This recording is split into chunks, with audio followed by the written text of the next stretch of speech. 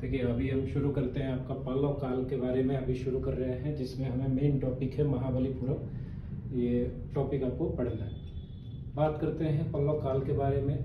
तो इसकी जो राजधानी थी वो कांचीपुरम थी, जो कि तमिलनाडु में लोकेटेड है। ठीक है, तमिलनाडु में लोकेटेड है। टाइम पीरियड की बात करें तो 600 से 900 ईस्वी पूर्व है, ईस्वी है वो पल्लव काल का। अब हम बात करते हैं महाबलीपुरम मंदिर के बारे में। इसका जो लोकेशन है वो तमिलनाडु है। पीरियड पल्लव काल, ठीक है, जो कि हम पढ़ ही रहे हैं। टाइम पीरियड बता दिया आपको, पल्लव काल का जो है 600 से 900 है, बट आपको यहाँ पीरियड महाबलीपुरम के बारे में बात कर रहा है। तो आप पल्लव काल याद रखेंगे और शताब्दी है 8वीं शताब्दी। ठीक है, शासक जो है वो महेंद्र वर्मन प्रथम है और नरसिंह वर्मन प्रथम है, जिसको कि नरसिंह वर्मन को राजा राज सिंह के नाम से भी जाना जाता था। तो कभी कल क्वेश्चन आ जाता है आपका कि राज सिंह प्रथम ने निर्माण कराया था या किसने, ऑप्शन में दे देगा, नरसिंह वर्मन नहीं देगा। तो आप ध्यान रखिएगा, उसको रखेंगे। अन्य नाम जो महाबलीपुरम को जाना जाता है जिस नाम से, वो है मामल्लपुरम और शोर मंदिर। इसको यही इम्पोर्टेंट है, जो कि समुद्र तट से बिल्कुल किनारे पे स्थित है। शैली की बात करें तो द्रविड़ शैली है, और शैली मैंने आपको बताया हुआ है 3 टाइप से शैली है, जो कि नॉर्थ इंडिया में नागर शैली, साउथ इंडिया में द्रविड़।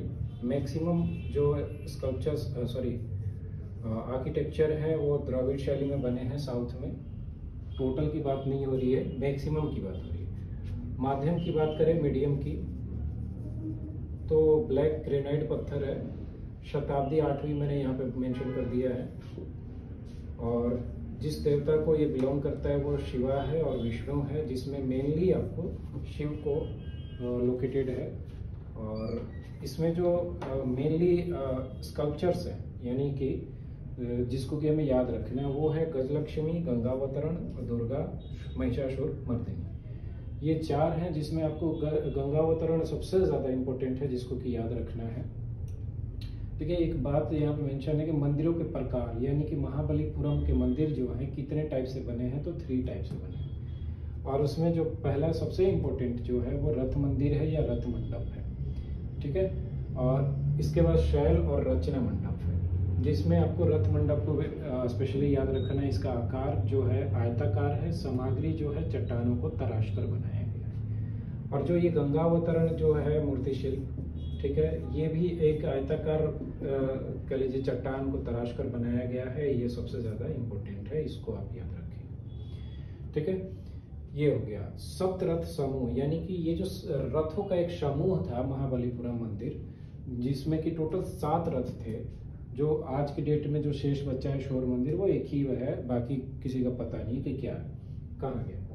तो इसको जो रथ समूह का निर्माण करना जो शुरू किया था रथों के समूह का, वो है नरसिंह वर्मन प्रथम या राजा राज सिंह प्रथम। ठीक है, तो ये सप्तरथ समूह के 5 भाग हैं, जिसमें कि द्रौपदी रथ, अर्जुन रथ, भीम रथ, सहदेव रथ, 3 मंजिला रथ, इस तरह से है। टोटल 9 है वैसे, पर इम्पोर्टेंट तौर पे और जो आपके एग्जाम से कह लीजिए इम्पोर्टेंट है, वो है आपका द्रौपदी रथ, अर्जुन रथ, भीम रथ, सहदेव रथ।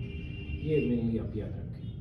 ठीक है, इतना हो गया। लास्ट में अगर हम बात करें जो सबसे इम्पोर्टेंट है, जो एग्जाम में आ सकता है, वो है वर्ल्ड हेरिटेज साइट के रूप में महाबलीपुरम को किस ईयर में शामिल किया गया है, तो 1984 में। ठीक है, तो इतना चीज़ आप याद रखें, यही आपके एग्जाम के इम्पोर्टेंट है।